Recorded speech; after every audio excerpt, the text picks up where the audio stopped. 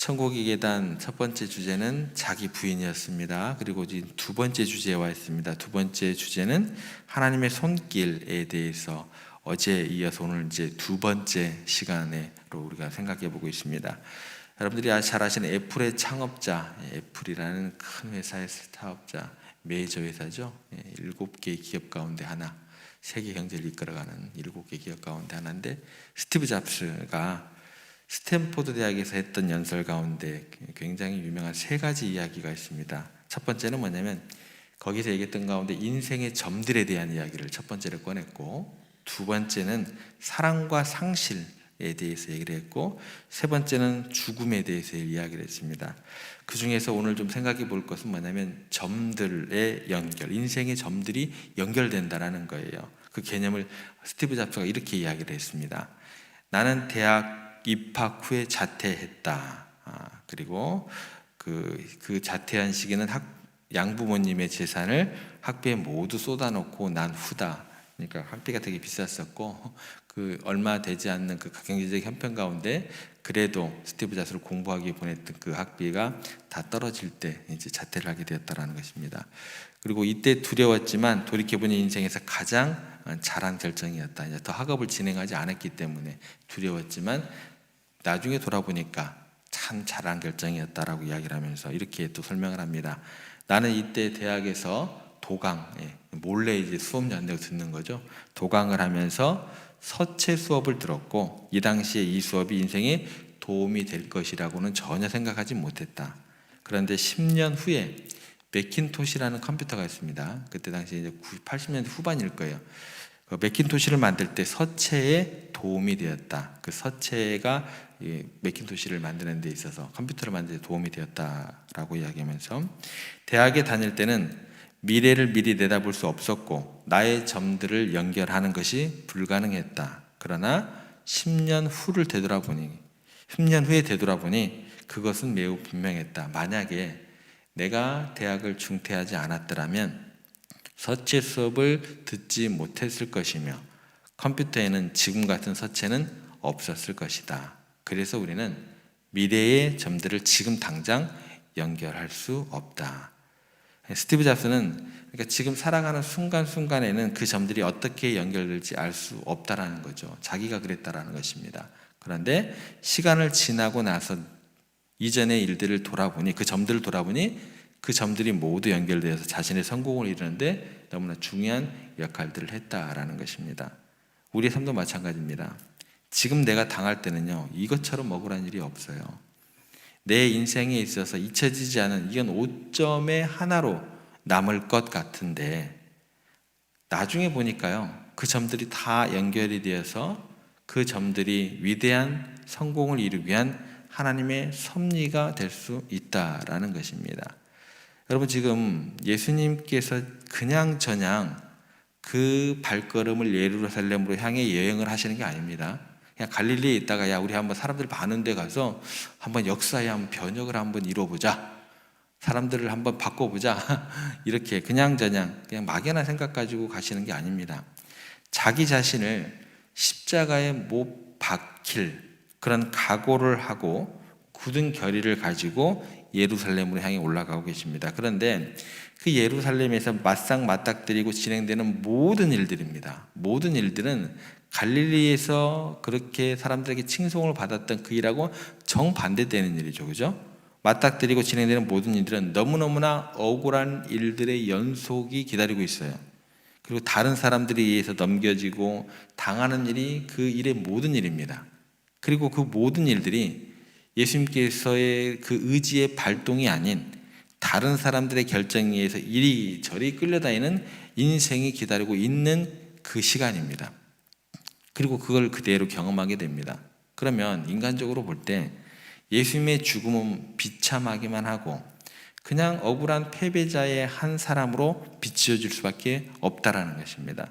그럼에도 불구하고 예수님은요, 나중에 그 삶에 대한 평가를 한마디로 말씀하실 때 십자가에 의해서 뭐라고 말씀하시냐면, 너무 억울하다, 너무 비참하다, 너무 괴롭다 라고 십자가에 의해서 얘기를 하지 않으시고 다 뭐라고 하셨죠? 다 이루었다. 뭐예요? 다 완성했다라고 말씀을 하십니다. 이런 평가가 어떻게 가능할까요, 여러분?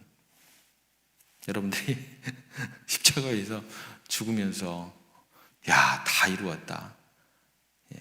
그냥 성공적인 삶을 살았던 그런 사람들도 마지막에 이만하기가 쉽지 않을 것 같은데 그 말씀을 하셨다라는 거예요.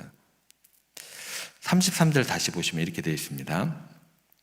보라, 우리가 예루살렘에 올라가노니 인자가 대제사장들과 서기관들에게 넘겨짐에, 마지막 보면 넘겨짐에 이렇게 넘겨진다고 이야기를 합니다. 그러면 한번 생각해 보겠습니다. 예수님을 대제사장들과 서기관들에게 넘기는 주체가 누구예요? 예수님을 넘기는 사람들이 누구예요? 먼저는 제자들이겠죠. 그죠? 제자들이 예수님을 부인하고 도망가. 그러죠?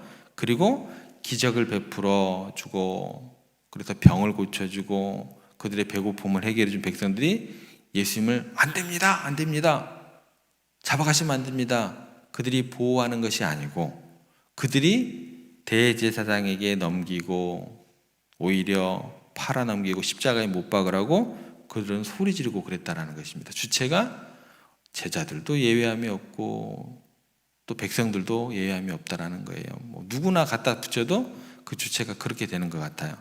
그러면 가만히 생각해 보세요. 예수님의 인생에서 어떤 의미에서 보면 정말 사랑하는 사람들에게, 제자들에게, 또 자기가 정말 많은 어떤 은혜를 베풀었던 백성들에게 버림을 받아서 대제사장들에게 넘겨지는 처참한 실패의 장면인 것 같아요. 그런데 이 넘겨짐을 통해서 하나님의 뜻, 예수님의 궁극적인 목적이 이루어졌다라는 거예요. 굉장히 중요한 그런 관점입니다. 예수님이 이 땅에 오신 목적이 뭘까요? 세례요한이 예수님을 보고 뭐라고 얘기를 하냐면, 보라, 세상 죄를 지고 가는 하나님의 어린 양이로다. 그러니까 예수님이 이 땅에 우리를 위해 오신 그 목적을 처음부터 실현하기 위해서 태어나신 곳이 어디냐면 마구간에서 태어나십니다. 왜요? 짐승이 되기 위해서, 제물이 되기 위해서요. 다른 말로 바꾸면 제물이라는 것은 어떤 운명을 타고나냐면 백성들이 자기의 죄를 사함받기 위해서 그 제물을 누구에게 넘겨주는 줄 아세요? 누구에게 넘겨줘요? 제사장에게 넘겨줍니다. 제사장에게. 그런 일을 당하는 것이 제물의 목적이에요. 예수님께서 이 땅에 오신 것은 섬김을 받으려 오는 것이 아니라 섬기려 오고 자기 목숨을 많은 사람의 대성물로, 다시 바꿀게요, 제물로 주려고 왔거든요. 그러니까 예수님께서 이 땅에 오신 목적이 이루어지려면 지금 백성들이 어떻게 돼요?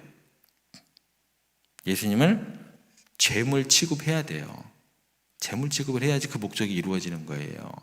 그래서 백성들은요, 예수님을 미워하고 은혜를 원수로 갚으면서 예수님을 뭘 취급하는 거예요? 제물처럼 대제사장에 넘겨주고 십자가에 못 박으라고 하고 예수님을 죽게 하는 그런 일을 누가 하는 거예요? 백성들이 하는 거예요. 그런데 그 백성들이 완악해서 행하는 모든 악이 사실은 예수님의 이 땅에 오신 예수님의 궁극적인 목적을 완성하는 누구의 방법이 되는 거예요?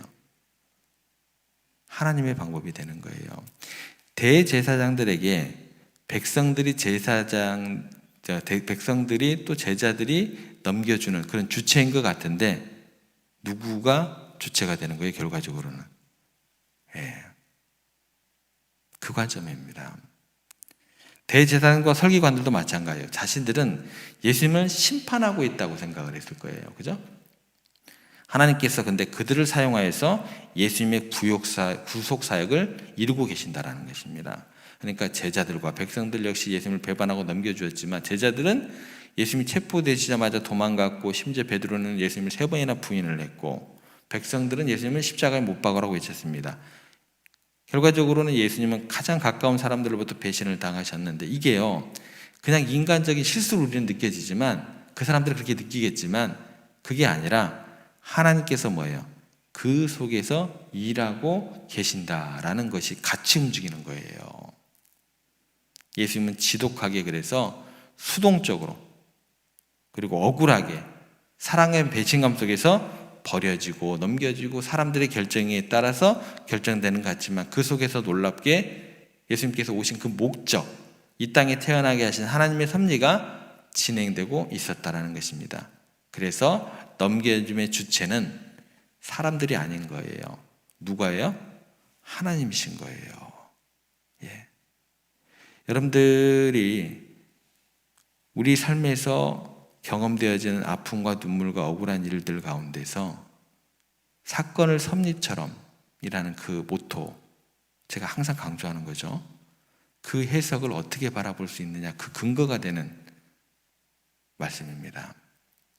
그래서 예수님의 마지막 인생의 마무리하는 그 장면을 보면 철저하게 남들이 넘겨주는 대로 그냥 다 자신을 내던집니다.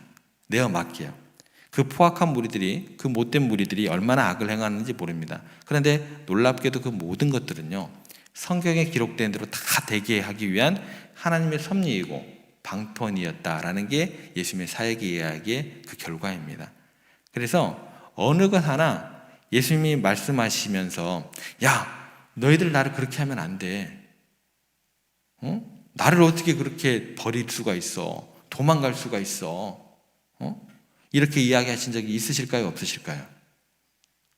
있어요? 없어요? 없어요. 없어요. 심지어 가룟 유다에게 뭐라고 얘기하신 줄 아세요? 요한복음 13장 27절에 보면 이에 예수께서 유다에게 이르시되 네가 하는 일을 속히 하라. 가룟 유다가 하는 일이 뭔데요? 예, 예수님 팔아넘기는 건데 뭐라고 얘기를 하세요? 네가 어떻게 나한테 이럴 수가 있어? 절대 그런 말도 안 되는 생각 하지도 말고 옮기지도 마 라고 하지 않고 네가 하는 일을 속히 하라 라고 이야기를 하세요. 계속 당하시만 한 것 같은데 도도하게 하나님의 뜻이 그 밑에 저변에 흐리고 있었습니다. 실패가 하나도 없었다라는 거예요. 전부 다 성경에 기록된 대로 되었다라는 것입니다. 여러분, 우리가 하나님의 뜻대로 살고자 결단하고 하나님을 위해서 온전히 헌신하고자 할 때 여러분의 삶 속에서 억울한 일이 하나도 없던가요? 여러분들이 항상 다른 사람에게 은혜를 베풀도록 막 속이 시원하게 당하는 일이 없던가요? 있어서는 안 될 일이 일어나는 법이 없던가요? 성경은 그런 얘기 하나도 없어요, 여러분들. 여러분의 삶 속에 일어나는 모든 억울한 일, 당하는 일, 있을 수 없는 일인 것 같은 모든 것들은 성경에서 이야기할 때는 뭐라고 얘기를 하냐면 꼭 있어야만 되고 하나님께서 우리 인생을 성공의 길로 인도하시는 하나님의 하나의 방편이다라고 이야기를 하십니다. 제가 이런 말을 해서 죄송하지만 아버지 목회 40년 하시는 동안 제가 교회 내에서 있어야 될 일, 없어야 될 일, 별의별 걸 다 봤습니다. 목사님 친구들이 어떤 모습들로 하고 어떤 목회를 하는지도 다 보고요. 들어야 될 것, 안 들어야 될 것 다 봤습니다. 저는 그래서 목사가 안 될 줄 알았어요. 그런데 나중에 돌아보고 보니까 교회라는 것이 가장 좋았던 곳이고 가장 싫었던 곳이 교회였고요. 제가 나중에 목회를 하고 난 다음에 한참 있다 돌아보니까 왜 그런 경험들을 하고 그런 것들을 다 듣게 하셨냐라는 생각을 하다 보니까요. 웬만해서는요, 제가 교회에 대한 어떤 그런 것들에 대한 상처가 안 돼요. 내가 하나님을 바라봄에 있어서 모든 것들 자체가요, 걸림돌이 안 돼요. 웬만하게 다져지지 않은 그런 사람은 그러지 못할 거예요. 예. 우리 삶에서 내가 뭔가 억울한 일, 당하는 일, 있을 수 없는 일인 것 같은 것들 자체가 지금 이 순간에는 참 견디기 힘들겠지만 우리가 하나님을 믿는 그 믿음 안에서 하나님의 섭리를 고백하는 그런 사람으로 살아갈 때 사건을 섭리처럼 바라본다고 했을 때 어느 날인가 우리 가운데 꼭 있어야 될 일이고 하나님께서 모든 것을 합력하여 선을 이루시는 그런 길로 인도하신 하나의 방편이 되었다라고 고백할 날이 있을 것이다. 제 얘기가 아니고요. 하나님께서 우리에게 하시는 말씀입니다. 모든 악한 손길들마저도, 무례한 것마저도 하나님께서 다 이용하셔서 하나님의 뜻을 우리 인생 가운데 이루신 하나의 점에 불과하다라고 예수님을 통해서, 그분의 삶을 통해서 또한 우리에게 증거하고 계십니다. 여러분, 하나님의 손길이 내 원수들의 손길 속에서 진행되고 있다는 것을 잊지 않았으면 좋겠습니다. 모든 일들의 주체는 내 원수들이 아닌 거예요. 그렇죠? 하나님이심을 믿으시기를 바랍니다. 예수님께서 겪으신 고난과 죽음은 하나님의 놀라운 계획의 일부였고, 그것을 통해 인류 구원을 역사를 완성하셨다는 것입니다. 그래서 우리의 삶 속에서 모든 고난과 어려움도 하나님께서 주관하시고 그분의 선한 목적을 이루기 위한 과정입니다. 하나님께서 우리 인생 속에서 그런 점들을 연결하시며 큰 그림을 그려가고 계심을 흔들림 없이 믿으시기를 바랍니다. 그래서 어떤 상황에 놓여도 천국 생활을 누리시고 천국에 있는 기쁨을 누릴 수 있는 우리들이 되었으면 좋겠습니다. 그래서 오늘 하루의 삶 속에서도 그 하나님의 손길을 신뢰하시고 하나님을 온전히 의지하는 그런 삶을 살아가시기를 바랍니다. 여러분들의 마음 가운데 있는 기도 제목이 뭔지 저 몰라요. 얼마나 괴로움 가운데서 오늘 하루를 시작하시기 위해서도 이 자리에 와서 기도하시는지 저는 몰라요. 그런데 내가 알지 못하는 그런 우리 성도들의 기도, 또 눈물, 또 그런 아픔들, 하나님 오늘도 사건 가운데서 섭리로 역사하실 줄 믿고 제가 기도드립니다. 그들 가운데 평안한 마음을 허락하여 주시고 그 천국의 계단을 오늘 또 한 걸음 한 걸음 나아가는 우리 성도들 되게 해주세요. 그렇게 기도할 거예요. 여러분들도 그렇게 기도하셔야 됩니다. 그럴 때 그런 기도 가운데 우리는 천국의 기쁨을 오늘 맛보고 그분의 놀라운 계획 속에서 우리의 삶이 어떻게 연결될지를 기대할 수 있는 거예요. 그리고 경험하게 될 것입니다. 어떤 상황에서도 하나님의 손길을 믿고 의지하는 그런 여러분들 되시기를 주님의 이름으로